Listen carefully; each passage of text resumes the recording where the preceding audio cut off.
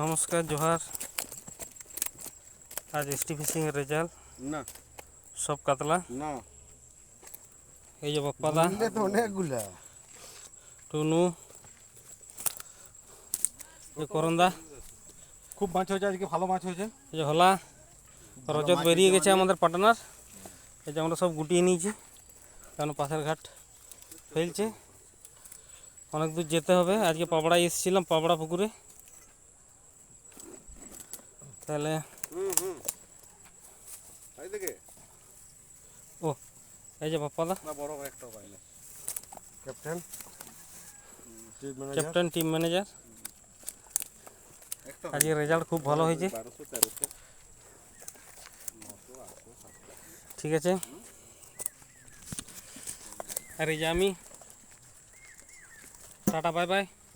আজকের মতো এখানেই নমস্কার, জোহার, প্রণাম জানিয়ে আমাদের ব্লগ বক্তব্য এখানে শেষ করলাম।